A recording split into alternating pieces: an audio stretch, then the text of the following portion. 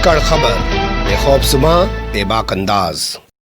धाकड़ खबर में आपका स्वागत है। मैं आपके साथ हूं अकरम रईस खान। आज आपको सीधे सीधे रूबरू कराने जा रहा हूं ओम प्रकाश अश्क जी से। अभी तक हम लोग उनसे जूम के जरिए बातचीत कर रहे थे और बिहार की राजनीति को लेकर ज्यादा चर्चाएं कर रहे थे, लेकिन आज वो धाकड़ खबर के दिल्ली स्थित स्टूडियो पहुंचे हैं।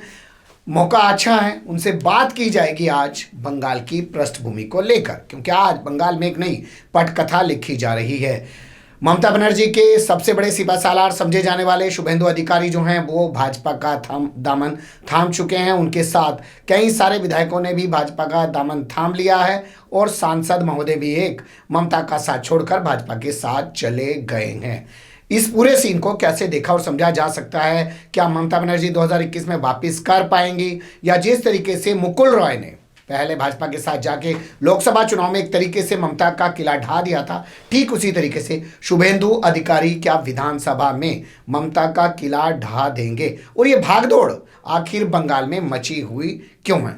बहुत शुक्रिया सर आपका वक्त देने के लिए, और आप यहीं आए, ज़्यादा अच्छा लगा। दिल्ली आए हुए तो इत्तेफाक से आपने वक्त निकाला, यहाँ भी है, बहुत अच्छा। कैसा चल रहा है आपका सार्थक समय? बस बढ़िया चल रहा। पत्रकारिता का 40 साल का लंबा अनुभव रखते हैं। बंगाल में जो हो रहा है जी, ये आपने पहले कभी देखा है? ये हमेशा ही बंगाल में ऐसा होता है कि मौका पड़ता है सब लोग भागना शुरू कर देते हैं? ये देखिए, बंगाल का इतिहास 1977 के बाद से अगर आप देखना चाहें तो 1977 में सीपीएम जी लेड गवर्नमेंट बनी, यानी जिसको लेफ्ट फ्रंट की सरकार हम लोग बोलते हैं, वाम मोर्चा की सरकार जी। तो वो किसी तरह जोड़ तोड़ से वो सरकार उस बार बन गई थी जी 1977 के बाद लगभग 34 साल तक जी लेफ्ट की सरकार वहाँ रही जी। तो बंगाल का ये मिजाज ऐसा है कि लोग एक बार में नहीं बदलते हैं, आहिस्ता आहिस्ता आहिस्ता आहिस्ता मन बनाते हैं जी। जब मन बना लेते हैं, जब ये इत्मीनान हो जाता है कि यह आदमी, यह दल सत्ता परिवर्तन करा सकता है, तभी वहाँ के लोग चेंज के बारे में सोचते हैं। अब ममता बनर्जी को आने में 34 साल का वक्त लगा अगर लेफ्ट को पीछे जाने में, और ममता बनर्जी के आने में तो ममता बनर्जी का भी उसमें संघर्ष लगभग 10-15 साल का था जी। वो लगातार कोशिश कर रही थी, लगातार संघर्ष कर रही थी लेफ्ट के खिलाफ, लेफ्ट शासन के खिलाफ, उसके अत्याचारों के खिलाफ। उनके तरह तरह के थे। सबसे जनप्रिय नेता के तौर पर उनकी छवि बनी जी। छोटे छोटे भी मामले हुए तो वहाँ वो पहुँच गई, उसको इशू बनाया, उसी में एक आंदोलन खड़ा किया, उसमें कुछ लोग उनके मारे भी गए। कांग्रेस में के बाद वो अलग हुई, तृणमूल कांग्रेस उन्होंने बनाया जी। तब 10 साल बाद जब लोगों को ये इत्मीनान हुआ, 15 साल बाद, कि नहीं इस महिला में ये क्षमता है, और धीरे धीरे लोग उनके तरफ झुकने लगे थे, तब जाके लोगों ने मन बदला और उनको सत्ता सौंपी। मतलब कुल मिला के आप जो कह रहे हैं वो ये कि जो बंगाल के लोग हैं वहाँ जो भगदड़ मस्ती है राजनीति की, वो सिर्फ इसलिए कि उन्हें पहले से आभास हो जाता है कि भैया इनकी नैया डूब रही है और सामने वाले की नैया तिरने वाली है, वक्त बच है, मौका तो तिरती हुई नैया में सवार हो जाए। ये उन लोगों की अपने आप को बचाने की कोशिश होती है, या जो है उनका कोई डर होता है? बिल्कुल, दोनों ही बातें हैं, डर और बचाने की कोशिश। दरअसल बंगाल की पॉलिटिक्स का एक सबसे बड़ा ड्रॉबैक ये रहा है कि वहाँ पोस्ट पोल वायलेशन होता है जी। मैं हिंसा जो होती है वो चुनाव के बाद होती रही है।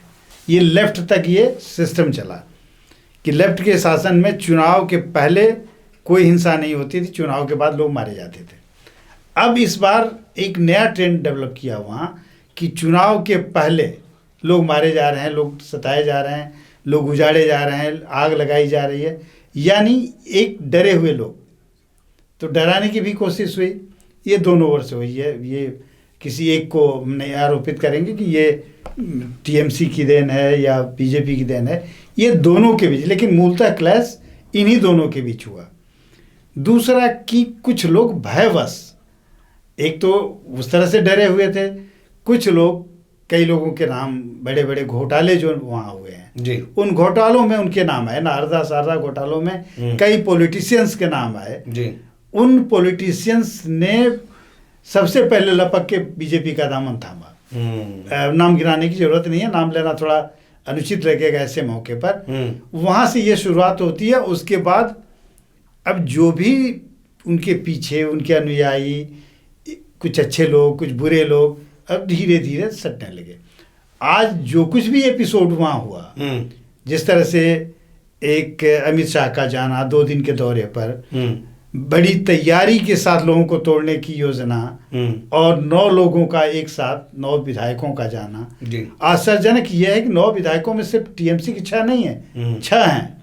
3 जो विधायक हैं उसमें 2 सीपीआई और सीपीएम के भी एक हैं, जिसको कट्टर विचारधारा वाली पार्टी या कैडर बेस्ड पार्टी हम कहते हैं, वो भी टूट रहे हैं। कांग्रेस टूटती रही है, वो तो चलिए अलग बात है। ठीक है, आप 2 तरीके का डर बता रहे हैं बंगाल के लोगों में। एक वहां के आम लोगों में डर पैदा किया जा रहा है जो हमेशा से रहा है, वो सत्ता के साथ खड़े रहे। एक डर उन लोगों में है जो नेता हैं, जैसे आप नाम लेने से गुरेज कर रहे हैं, लेकिन मैं कहूं कि मुकुल रॉय, शारदा नारदा में खूब नाम आया करता था, लेकिन बीजेपी में गए तो लॉन्ड्री में धुल गए। अब शुभेंदु अधिकारी जो गए हैं, उनके पिता भी जो एक पूरा पारिवारिक उनका जो है राजनीतिक घराना रहा है, क्या ममता बनर्जी के सामने भाजपा शुभेंदु अधिकारी को ही प्रोजेक्ट करेगी?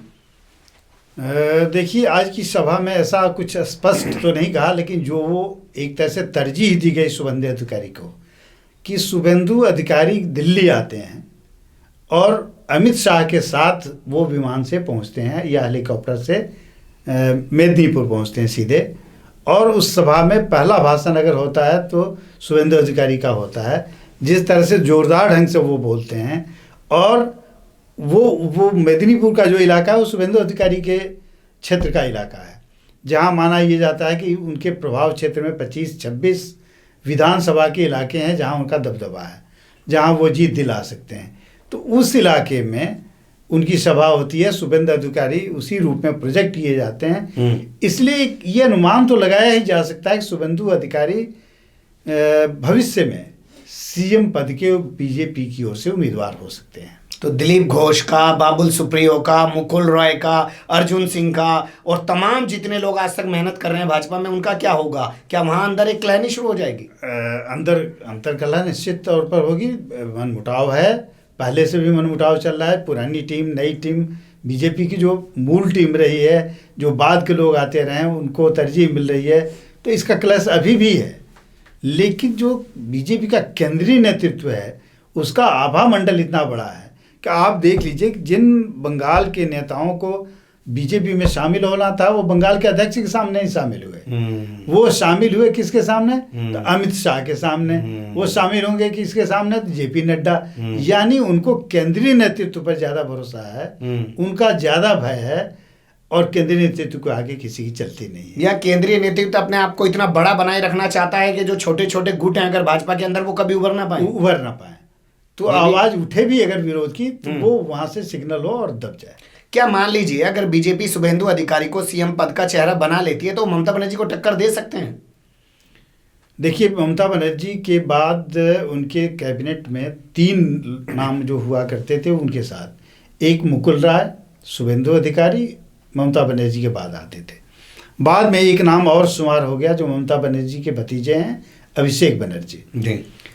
तो अभी जैसे आज की ही सभा में शुभेंदु अधिकारी ने कहा कि ममता बनर्जी ये चाहती थी कि अभिषेक बनर्जी को मुख्यमंत्री के रूप में प्रोजेक्ट करें जी। उन्होंने नाम लेके कहा आज की सभा में। तो ऐसा तो पहले से ही माना जा रहा था। तो 2 चेहरे जो बचे, तो मुकुल राय अगर नहीं, अभी नए जो सबसे ज्यादा सीटों पर प्रभाव डालने वाले या एक राजनीतिक घराना है एक तरह से शुभेंदु अधिकारी का, उनके पिता सांसद हैं, कई लोग उनके जिला परिषद में हैं, बोर्ड में हैं, या अलग अलग इलाकों में हैं, तो वो जिस तरह से प्रभाव डाल सकते हैं। इसलिए अभी तक के सबसे कद्दावर नेता अगर बीजेपी में माने जाएंगे तो वो शुभेंदु अधिकारी माने जाएंगे, और अगर मुख्यमंत्री उनको बनाया जाता है तो बाकी लोग कसमसाएंगे जरूर कि हम लोग पुराने हैं, पहले के हैं, लेकिन इसको अंततः लोगों को स्वीकार करना पड़ेगा। मामला अगर आमने सामने का होता है, भाजपा और ममता के बीच की लड़ाई होती है, और उस लड़ाई में चलिए छोड़ देते हैं कि ये लेफ्ट भी किसी काम के नहीं हो रहे हैं, अपनी कोई भूमिका अदा नहीं कर पा रहे हैं, वहाँ पे कांग्रेस भी कोई अपनी भूमिका नहीं बना पा रही है, दोनों में आमने सामने की टक्कर हो जाती है, तो वहाँ ओवैसी की क्या भूमिका रहने वाली है? देखिए, ओवैसी जिन वोटों पर भरोसा करते हैं अल्पसंख्यक वोटों जी। पर, अल्पसंख्यक में भी खुल के अगर कहें तो मुस्लिम वोटों पर उनका भरोसा होता है जी। और एक तरह से मुस्लिम लीडर के तौर पर वो अपने को उभार भी रहे हैं जी। बंगाल में मुस्लिम वोटर लगभग 30% के आसपास हैं, जी। जो एक बड़े डिसाइडिंग फैक्टर होते हैं। लेकिन ममता बनर्जी की जो भी फजीहत आज की तारीख में हो रही है, या जो भी उनके बंगाली वोट्स भी अगर कट रहे हैं, हिंदू वोट्स, तो सिर्फ इसलिए कट रहे हैं कि वो मुस्लिम परस्ती का आरोप उन पर लगा है कि उन्होंने रोहिंग्या मुसलमानों को जगह दी, उन्होंने शरणार्थियों को जगह दी, उन्होंने मुस्लिम फेस्टिवल्स में नमाज पढ़ी और तमाम चीज़ें कही जाती हैं। तो ये आरोप उन पर लगा के यही वोट खिसक के बीजेपी का आधार बना। वहीं से शुरुआत होती है बीजेपी की, जो 18-19 सीटों तक जो संसद में वहाँ से जो लोग पहुँचे 1-2 सीटों पर ही होते थे जी। तो वो जब 19 सीटें मिली तो बीजेपी को ये भरोसा हुआ कि अब हम लोग यहाँ अपना पाँव जमा सकते हैं, और अब ये पूरी कोशिश कर रही है बीजेपी की इस बार ममता बनर्जी को किनारे करके, और ओवैसी कितना असर डालेंगे ये भी माना जाता है। एक तबका ये भी कहता है कि वो बीजेपी के एजेंट के तौर पर काम करते हैं। तो ये बीजेपी की रणनीति हो सकती है कि ओवैसी को तरजीह दो वहाँ, ताकि ममता के जो मुस्लिम वोट बैंक हैं उसमें वो सेंध लगा के उसमें बंटवारा कर दें, और हिंदू वोट जो हैं एक तरफ पोलराइज होके बीजेपी को मिल जाए, थोड़ा बहुत ममता को मिले। तो जो तथागत राय की पार्टी मानी जाती थी किसी जमाने में भाजपा, पूरे बंगाल के अंदर 1 या 2 सांसद आ गए, जीत गए, और उन्हीं के आसपास सारी राजनीति सिमटी रहती थी, 70-72 साल में कभी कामयाब नहीं हो पाई, वो अब क्या सत्ता परिवर्तन करने ही जा रही है क्या? देखिए, राजनीति में कुछ भविष्यवाणी करना ठीक नहीं होता है, लेकिन जो स्थितियां बन रही हैं, जिस तरह से हम 2019 का लोकसभा का चुनाव देख रहे हैं कि 2 सीटों पर, जो तथागत राय की बात कर रहे हैं, एक और कोई होता था, 2 सीटें होती थी बीजेपी की, 1 से 2, वो 19-18 तक पहुंच गए ना। तो जब 18-19 तक वो सीटें पहुंच सकती हैं 40 या 42 या 43 में, तो बीजेपी को विधानसभा में भी सीटों में इजाफा हो जाए, या उन 19 सीटों को ले लीजिए, जिन सीटों पर 18 सीटों पर विजय हुई है, उसके प्रभाव क्षेत्र में 126 सीटें आती हैं। तो यानी उन संसदीय क्षेत्रों की जो विधानसभा सीटें हैं जहां से उनके एमपी जीते हैं, तो 126 सीटों पर उनका दबदबा है। अगर शुभेंदु अधिकारी के पिता शिशिर अधिकारी वाला क्षेत्र जोड़ दें तो 150 हो जाता है, 25-26 ये। आज अमित शाह ने बार बार ये कहा कि 200 से ज्यादा सीटें लाएंगे, तो ये इन लोगों का कोई कैलकुलेशन है। ठीक है, 200 सीटें नहीं आएंगी, ये कहना थोड़ा अतिशयोक्ति होगी, लेकिन एक हाइप क्रिएट करने के लिए कि 200 का जो कैलकुलेशन कर रहे हैं, तो 150 के आसपास तो ये पहुंच रहे हैं। ठीक है, वो हमेशा कोशिश होती है, आपने देखा होगा अमित शाह एक आंकड़ा हर साल जगह देते हैं, इतने पार इतने पार इतने पार। गुजरात में भी एक आंकड़ा दिया गया था, वहां पे 165 पार का था, लेकिन 99 तक सिमट के रह गए थे। खैर, सत्ता पर उन्हीं के पास वहां की रही। अब चलते हैं, आपने कहा कि लोकसभा चुनाव में जिस तरीके से भाजपा को इतनी सीटें मिली हैं, तो विधानसभा में परिवर्तित होंगी। लोकसभा चुनाव के फौरन बाद जब उपचुनाव हुआ, दिलीप घोष अपनी सीट तक तो बचा नहीं पाए विधानसभा की। ये अपवाद होता है। देखिए, उपचुनाव के लिए हम ये नहीं कह सकते हैं वहाँ सारी ताकत लग जाती है, खरीदे जा सकते हैं, एक एक वोटर खरीदे जा सकते हैं, क्योंकि 1-2 सीटों पर होता है उपचुनाव, तो वो परिवर्तन उसको नहीं माना। इस तरह से तो बीजेपी भी हारती रही है कई जगहों पर, लेकिन बाकी जो मूल इलेक्शन होता है वहाँ तो बड़े पैमाने पर जीतती है। ये एंटी इनकम्बेंसी है ममता के खिलाफ, या भाजपा का जो ध्रुवीकरण है उसने बंगालियों को भी हिंदुत्व का नशा चढ़ा दिया है। जो बंगाली सबसे ऊपर पहले कहता था मैं बंगाली, जैसे आसाम में देखिए वो कहता था आसामी, लेकिन आज उसके सामने राष्ट्रवाद और हिंदुत्व सबसे बड़ा एजेंडा बन गया है। देखिए, ये दोनों ही बातों को थोड़ा थोड़ा असर होगा कि एक तो भाजपा ने ये रंग चढ़ाया है निश्चित तौर पर, दूसरा कि ममता की एक जहाँ कमजोरी अभी सामने आ रही है, जो कई कोनों से उभर के आ रही है, या जो लोग विरोध करके पार्टी छोड़ने पर विवश हुए हैं, उन्होंने एक नाम लिया है बार बार, लगभग सबने एक नाम लिया है, प्रशांत किशोर का।